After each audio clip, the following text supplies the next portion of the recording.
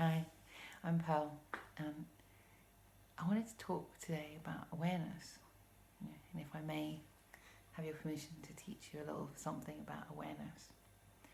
It's a word and a concept that we hear all the time, right?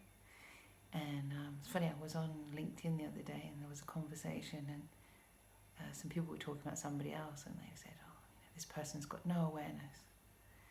And I thought, it's like, it's probably if you are if you say operating with awareness, you're probably aware that most of the time we fall in and out of awareness. So to say that somebody has no awareness is a bit like pot calling the kettle black, really. Anyway, maybe that makes sense, maybe it doesn't.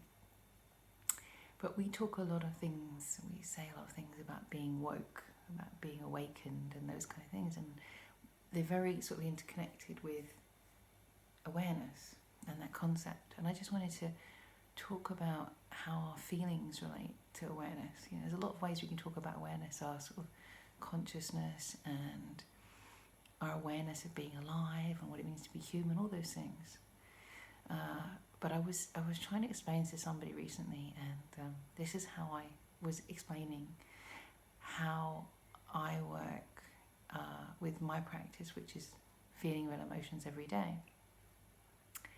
And that awareness, of emotion, that for me is critical in figuring things out, in trying to live my best life, in trying to survive, the situation that we're in. And there will come a reason why there's a little light here as well. Oh, that was weird. I think a moth just flew. But anyway, talking about awareness and about emotions. Now, one of the challenges that I've had myself, big challenge, is I've been studying, I think, things like meditation and spirituality and ways of being and all these things for probably 20 or so years. And what I realized after a certain amount of time was how much I was using that against myself, and how I was using all these beautiful spiritual practices to imprison myself, to make myself try to be something that I wasn't, make myself try to feel things that I wasn't feeling. And so this week is, I think it's Mental Health Awareness Week. It's sort of the end of that. And in a way I've ignored a lot of it, because I know that a lot of the practices that are kind of put out there are ones that I've used in the past, and they've not been really good for me. And I want to sort of explain why. And I hope this is going to help any of you out there who are finding that you're trying to do things in a way, you're trying to follow advice, and it's not working for you and it's not helping. And it's completely understandable, and I see completely what I used to do to myself.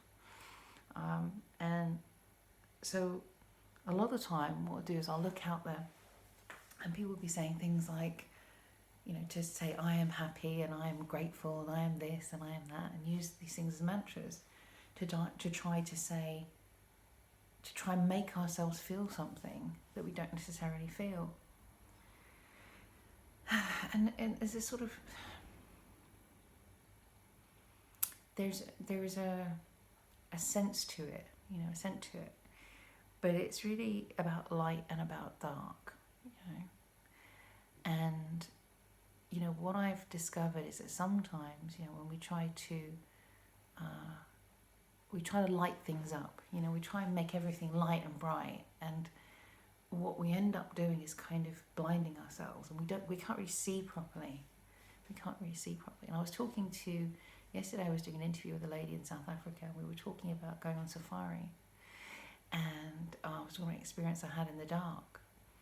And she said this thing, she said, as human beings and as animals as well, we're often more aware in the dark, and it's very true. We're more aware of things like, sounds. And at night, if there's a sound, we hear it much louder than we do in the day. And if we have a pain in our body, we can often feel that more acutely. It might be something that stops us from sleeping, something like that.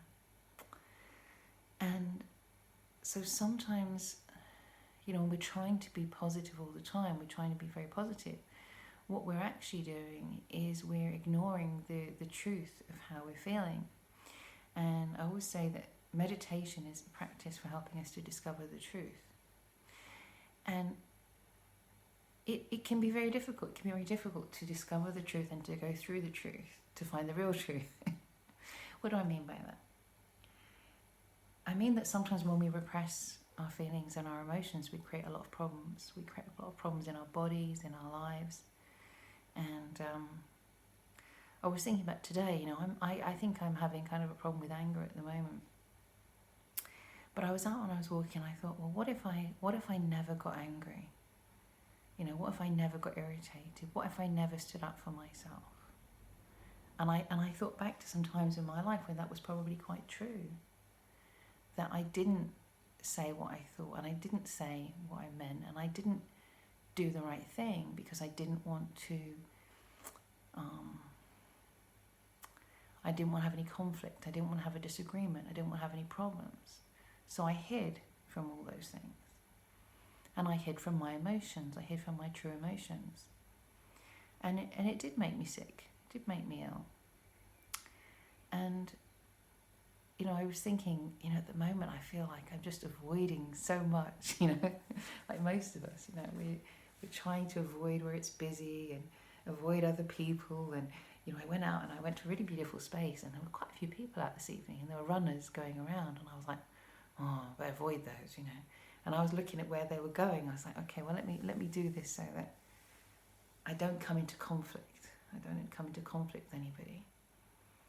And I looked at that and I thought, well, that's kind of a good plan for the most part. It's a good plan for the moment. But, gosh, it could become a very bad habit, to always be avoiding conflict, to always be stepping down, to always be walking away from any time we can feel uncomfortable or there's a difficulty.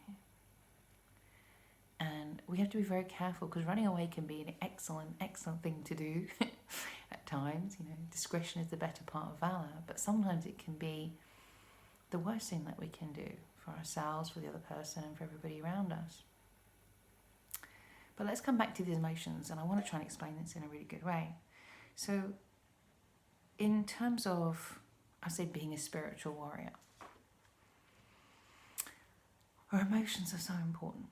The way I feel, and I said it to somebody that day.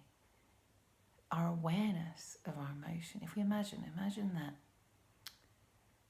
if I was fully aware of everything that I'm feeling, not just talking about emotions, I'm talking about everything in my body, everything spiritually, everything in my mind, really all awareness of everything, seeing what's going on, the colours and everything, all the light, the sounds. How amazing would that be? But for a lot of us, that would be like if I stepped into the cockpit of the most amazing craft, probably like an aeroplane or something like that. I step into the cockpit of this incredible craft that's got all these little dials and digits and things like this. And it's like, wow, this is amazing. All of these amazing things that tell me so much about where I am and what I'm experiencing. And that's kind of like where we are, because we are in this incredible, as human beings, we're in this incredible body, incredible mind, the consciousness, the levels that we can go to. And this connection, all the stuff we have going on for us is so amazing. And imagine when you get into this cockpit and you suddenly sort of wake up to all these dials around you. So you might have an angry dial and a jealousy dial and a hungry dial, or a thirsty dial, and these all tell you these stuff about you and about this is what's going on. And just think how you could run your life. Do you know what I mean? Just think about an amazing life that we can have when we come to understand all these instruments. And they're called instruments. It's a weird name for them, really, but they're all like barometers. Like a barometer tells us the weather and what's coming. Each of these dials tells us what's going on, But what a lot of the things that we are taught in life, a lot of our spiritual practices even, are about not reading the instruments.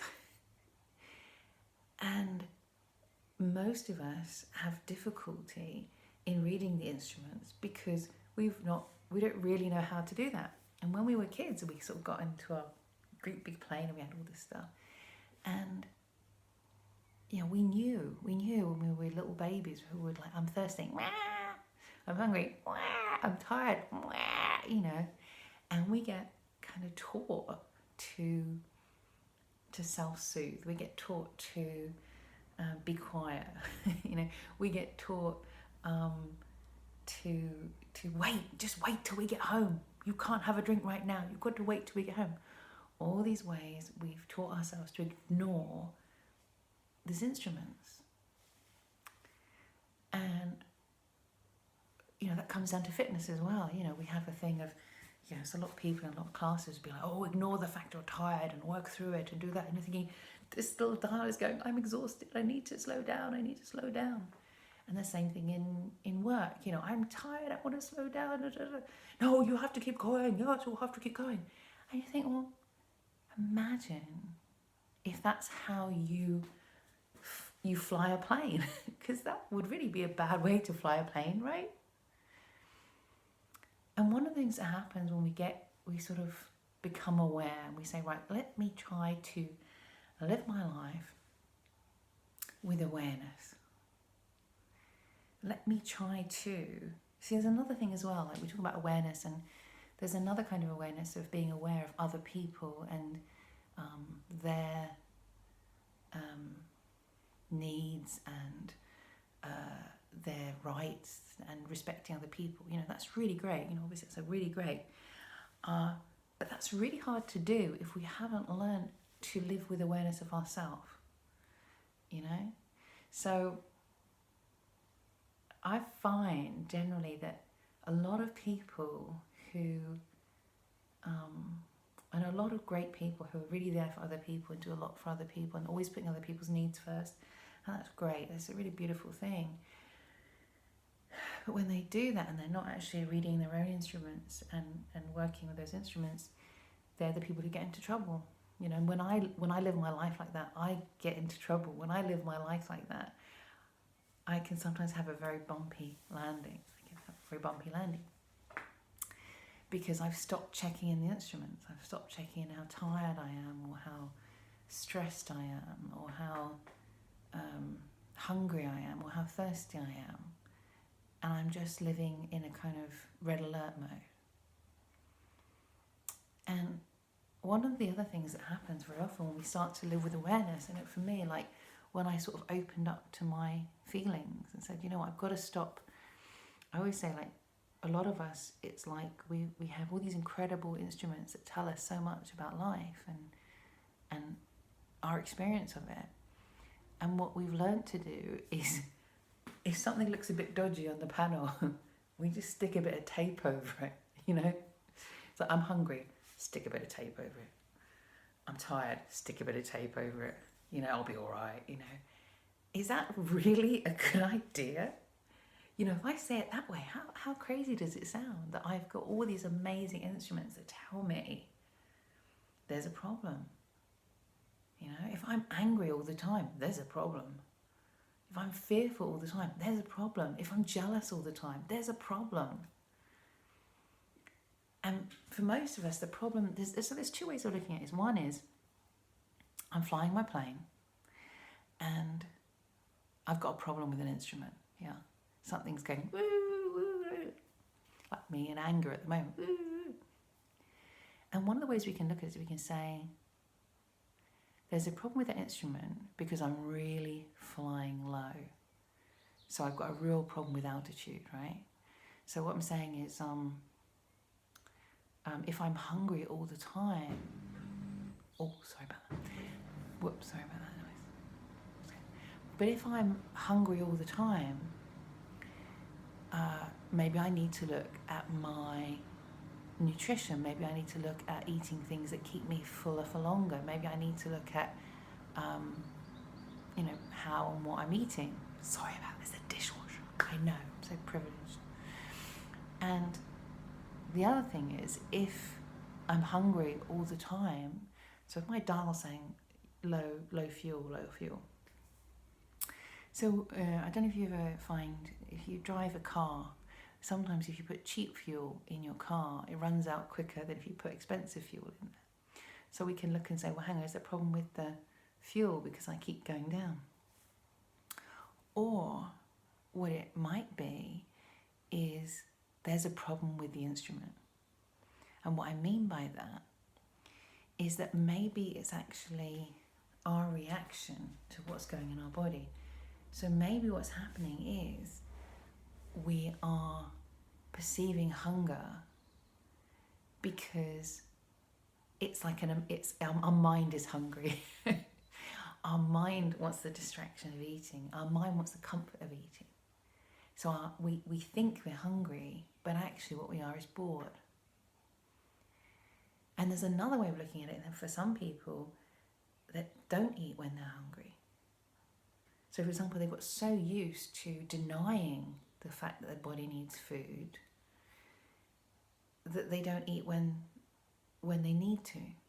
So then they end up with a very low sort of crash and feeling ill because they're not eating. So there's two ways of looking at that instrument and the way that we're flying the plane, because we can look at it and say, okay, something keeps going wrong and I'm aware that this dial keeps doing something like this. Or we could look at it and say, well, actually, I think there's a problem with the instrument and maybe I need to recalibrate my instruments. And I think that's the thing with anger a lot, is that, when we're dealing with anger, we look at it and we say, well, where does this spike in anger come from? And I've explored this so much, trying to say, well, how can we remove the triggers? How can we stop constantly being so angry? And a lot of it is actually dealing with the things. A lot of it's dealing with the things that make us angry. And sometimes for very good reason. Sometimes there is injustice. Sometimes we're being treated unfairly. Sometimes we're being put in dangerous situations against our will. And so therefore the only way, one of the ways out of that anger is to change where we are. And so if you imagine you're in a plane and the instrument keeps saying, you're really low, that anger is really useful. That instrument is so useful to say, you're in danger, you're in danger, you're in danger, you're in danger. And that's really useful for us to learn. Maybe we need to make some big changes in our lives. But there could be a problem with the instrument. For example, if we become very angry at what we might later look at and say, that was quite a small thing. Why did I get so angry about that? Why did I get so angry about that? And we can start to see that as a problem with the instrument. Or it could be that we are, where we've got like a delayed reaction. So, for example, we might be really angry at something in our work, but haven't really understood that that's what's going on for us. And then when we go home, we have rage and anger and lash out because that's a space where we feel safe to express ourselves. So what we're actually doing is we're using the instrument in a wrong kind of way, because it's a bit like, if you're flying over the mountains and your instrument's saying, oh gosh, you're really low, you're really in danger here. It's a bit like us ignoring that until we get back out into the valley, and then we go, oh no, I'm in trouble. It's like, well, we're using the wrong action, because in a perverse sort of way, what we're doing is then we are ignoring the danger in our work life and making trouble for ourselves in our home life. And it's very easy for us to get confused and to have inappropriate reactions at other times to people. And I always think jealousy is a really good one. I actually quite like jealousy. The reason being that I just, I don't get jealous that often. And my jealousy hides. My instrument for jealousy is kind of like, it's a little bit weak. I need to like go, when I'm in the plane and I want to check jealousy, it kind of goes like this. Come on. Isn't there anything there? And then suddenly it'll go, woo, like that. I hope this is making sense. So that jealousy one for me, when that flares up, it's like, wow, what am I jealous of?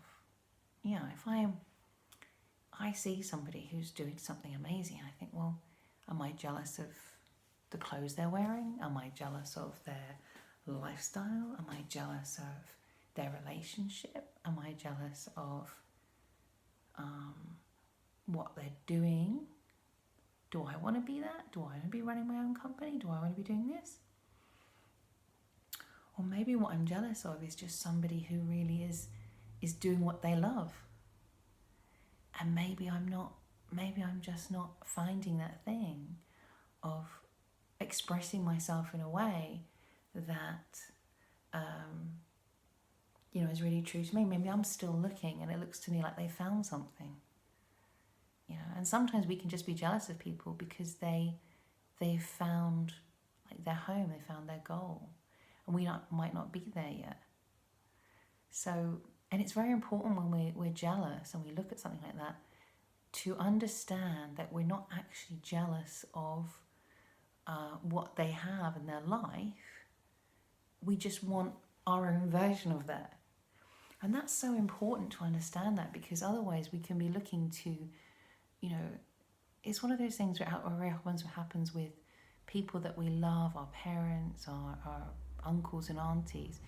We can look at them, we love them so much and we respect them so much. And we want to be like them. And so often we might chase the same kind of career, or we might chase the same kind of life that they live. But what we really love and adore is the fact that they have integrity.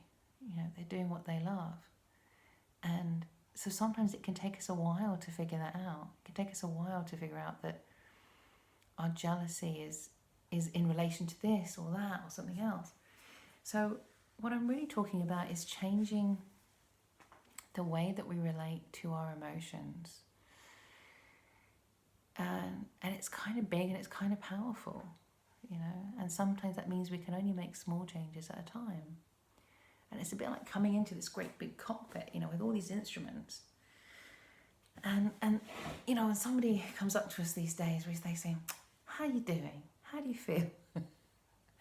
And a lot of us, the answer would be like, I haven't got a clue.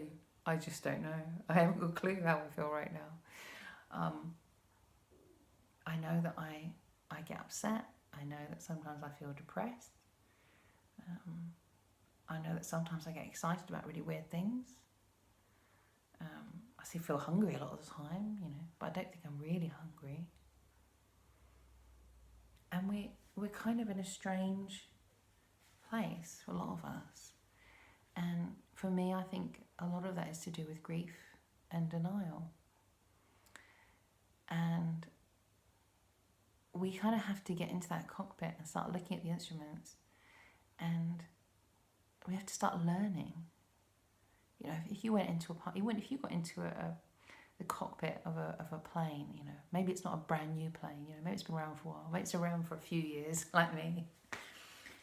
And like me, when I sort of awoke and I had my awareness and everything, I had really, my dials were really messed up.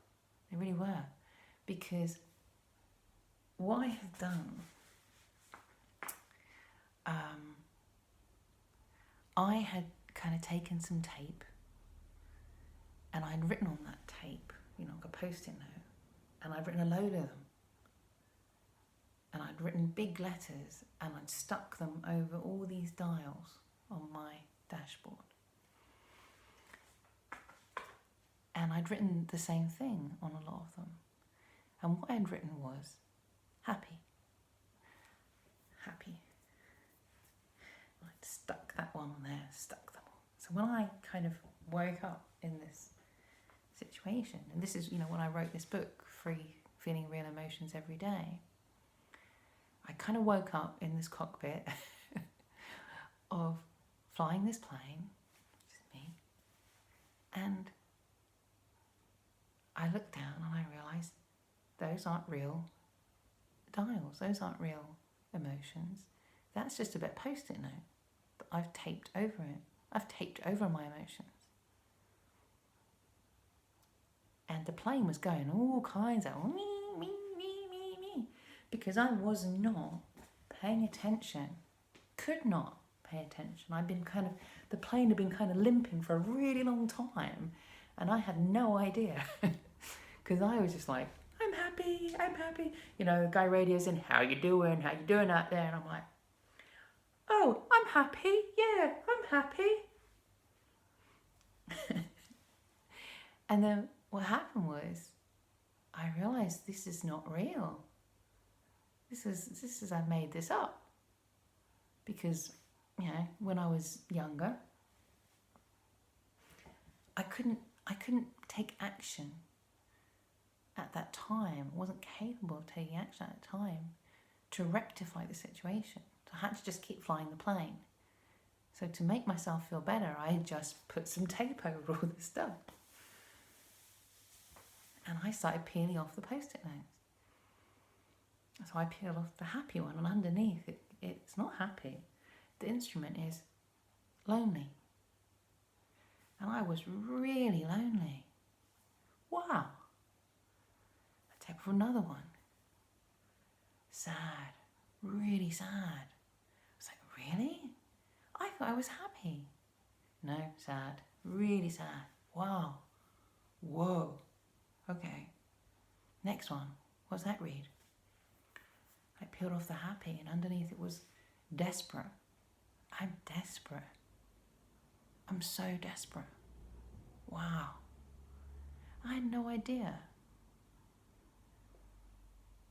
And I suddenly realised that, you know, that these instruments are telling me I've got a problem.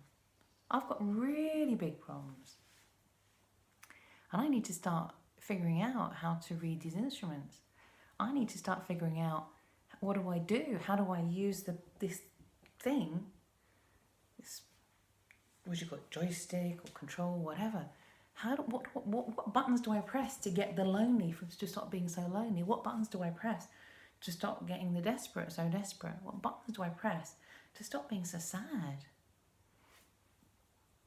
And it was a big question. And it took me a really long time, because what I realised is that the lonely was really what a wonderful teacher once called, Susan Jeffers once called, divine homesickness. And it's actually about, you know, not being true to ourselves, not living our own lives. And I'll tell you something, you know, I had spent a long time getting closer and closer to a life that really was mine. And I wasn't that far off. And I think that's why I was ready to take off the Post-it notes, because now was the time to kind of bring that plane in and to get it close. And also because it was going to get bumpier. So it was like life, me, everything said, okay, now you've got to really start flying this plane well. You've got to learn to deal with emotions. You've got to learn to deal with anger. You've got to learn to deal with loneliness. Oh no, there isn't more. You know, you've got to learn to deal with whatever is going on, because otherwise this plane is going to crash. And that's often something that happens to people when they have a desperate situation in their life. So for example, they may be in a relationship that started out really well, and it started to go down, and they're kind of ignoring the instruments, because like, well, this was a great relationship. I had loads of fuel, you know, but things change, and we change, our lives change. And so, you know, for me, when I talk about emotions and getting real with emotions and dealing with them, it's about really understanding and learning to kind of read ourselves, you know, read our own instruments, and to kind of know how we're feeling, and to know how we treat ourselves, know how we treat the problems that we have. So if we start to feel depressed, or if we start to feel hungry, or if we feel thirsty, and understanding, oh yes, this feeling is thirsty, this feeling is that, and it's okay, and I know how to treat that. I know how to give myself a drink. And it sounds really silly if I say that, except I saw a thing the other day and it was very true. You know, when you start to deal with nutrition and things like that, is that it was actually on one of the train, you know, they like to put the notes up and the things, and I quite like this. He said, I've got 99 problems and 78% of them will be better if I just drink more water. I just thought it was really funny, because it means that if that's true for so many of us, and water is something we have and it's on tap and all that kind of thing, we've got some real problems with our instruments, right? We've got some real problems with our instruments if we can't look after ourselves and just drink a bit more water. And now I really want to drink water. So the reason I have this little candle here is partly to talk about our awareness in the dark. And if you imagine, you know, as we're flying this plane, you're flying this plane at night, the instruments become even more important. So when things become difficult, when you're in bumpy terrain, when you're going through a storm, when we are going through a difficulty like so many of us are right now, that awareness and being able to look after ourselves is so important. It's so important to recognize when we just need to take our foot off the pedal and give ourselves a break. It's so important to know when there is a feeling of loneliness and a feeling of, hey, I actually just want to try and reach out to somebody and have an honest conversation. Or, hey, this loneliness might be more about me not being honest with myself. This loneliness might be more about me trying to be something that I'm not, or trying to pretend that I'm killing it, or my business is going great, or oh, I'm just doing all this fitness and I feel so great. And I'm not talking about complaining all the time. I'm not talking about always looking for the negative. It's not about that. It's about trying to make sure that we take care of ourselves and we love ourselves. And then what I love about that is that then we're also aware of when our joy is kind of up here.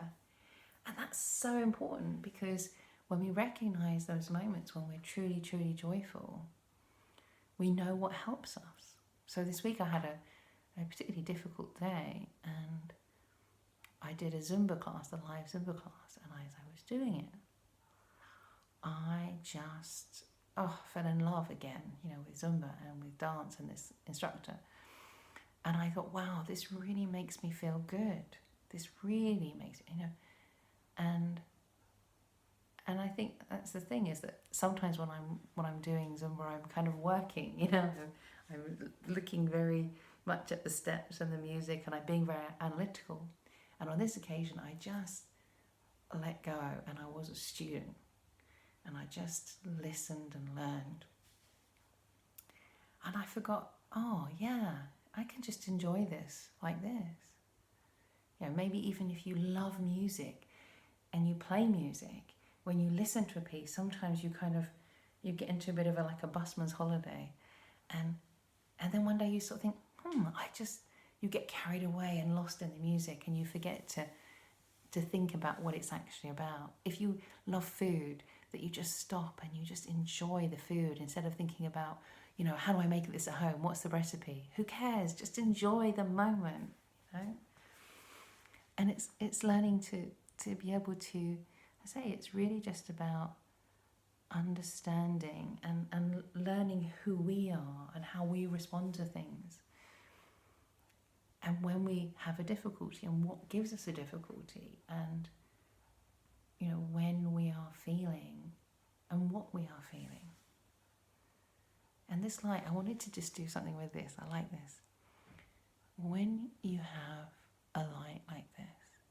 can you see how sensitive that is? It's just a candle, I just lit it. So it's kind of artificial, but it's real. It's a real fire, it's a real flame. And it's so sensitive to every little breath, right?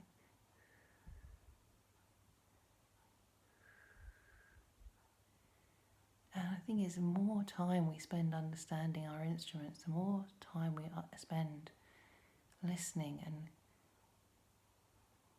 being aware,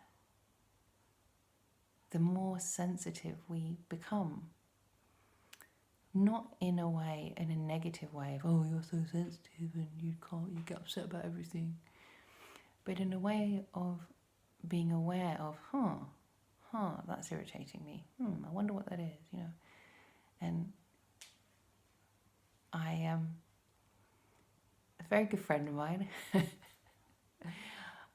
there's a story, and it's the story of, have you ever heard the story of the princess and the pea? And so there's a prince who lives in a castle, and he has to, you know, he's waiting to marry his true princess or whatever. And one night there's this bang, bang, bang, bang, bang on the door. And it's this poor, bedraggled, wet through waif and stray. And but she's kind of pretty. And so the people in the castle bring her in, and they give her a bed for the night. And as you do in these houses, you know, they let her have a bath and get all cleaned up and everything. She went off to sleep. And so she went to go to sleep, and the mother of the prince went, And the next morning she came down and she looked terrible. And the prince said, oh, didn't you sleep very well? She said, no, I couldn't sleep. And so he said, oh, and she said, well, there's something in the bed, you know. And obviously they talk quite differently to that because they're princesses and princes and things and all that. And but she's just a bedraggled waif from the street. And so the next night the prince says, right, we'll give you some more mattresses. So she gets 5 mattresses. And she wakes up the next morning. She goes down. The prince says, did you sleep? And he said, but she's got big bags under her eyes. He said, oh, no. Next day he goes, right, give her 10 more mattresses. So she's sleeping on this bed this high, and she's still like, next morning she just, he's like, you didn't sleep, no. He says, right, okay, we're going to go for it this time. And he puts up 40 mattresses, 40 mattresses. She goes to bed, wakes up the next morning, and she's like crying. She's so tired. Oh, I couldn't. I tossed and turned all night. And he's like, oh, she's like, I'm so sorry. And the prince is like, no, I'm sorry. It's, you know. And the mother of the prince turns around and goes, aha. She says, aha. And he said, why? She said, I knew it. She says, I knew it. He said, what? She's a princess. He said, well, how do you know she's a princess? She said, she said, because I put this little pea under the mattress. And if you can't sleep, you know, if you couldn't sleep with these 40 mattresses, then she has to be a princess. Because only a princess would be sensitive enough to feel the pea beneath 40 mattresses. I don't know. It's a true fairy story, or a, you know, princess and prince story. And there's a reason why some of us are so sensitive. There's a reason why some of us have a very sensitive palate, or a great ear for music, or, you know, a sense of touch or colour or something like that. But being around sensitive people isn't always easy. So a lot of the time when we're kids and we're growing up, we get told off for being sensitive. We get told, you know, stop being so sensitive. Doesn't matter. Why are you making such a big fuss about things? You know? And what we really are is we're being kind of like a connoisseur. We're being an expert. We're being somebody who cares about the little things, even if it drives other people crazy. And it can be a really important thing in our lives. So don't believe that if you are a sensitive person and you've had to learn to tape over the instruments, that there's anything wrong with your instruments. may just be that it's time to fly your own plane and get to where you want to go. I've got to do this again.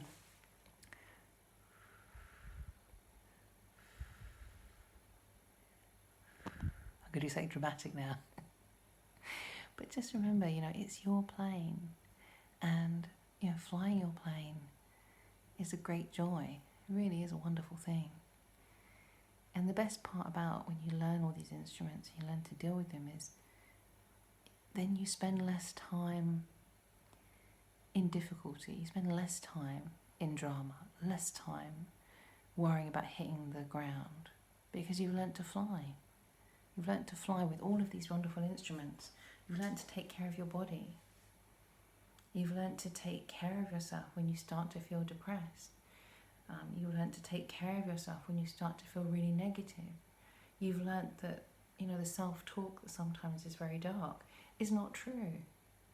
And that's like, the instruments are reading the wrong thing, or we're getting, what we might be doing is getting some weird person on the blower saying, well, you're doing this. It's like, well, maybe that's not the place we really want to land. That's a whole other thing. But this awareness, I want to kind of teach and explain this to you in a certain way, because it's so simple and it's so complicated at the same time. And your instruments are your instruments. The way you fly your plane is the way you fly your plane. But the more you can come to understand, well, if there's a problem with your instrument, when there's a bad problem with your reading, when you kind of get really angry, is there a problem with the instrument itself? So for example, it might be reading as angry when what we really are is very fearful. But it comes out as anger because we can't deal with fear. Or is it that we're constantly flying too low? So we're constantly putting ourselves in danger. And so the anger is a response to us not getting out of that danger zone. And feel a Top Gun song coming on. But the really important thing, as a great way of talking about being a spiritual warrior, and it is to stalk our reactions, to be aware and pay attention to our reactions to everything, because it's those reactions that will tell us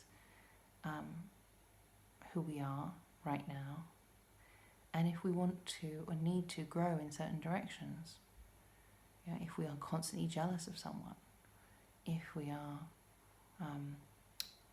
constantly feeling lonely, if we are constantly feeling angry, or if we're constantly afraid, and what we need to deal with, how we need to grow in order to be able to just be joyful and happy and enjoy our lives.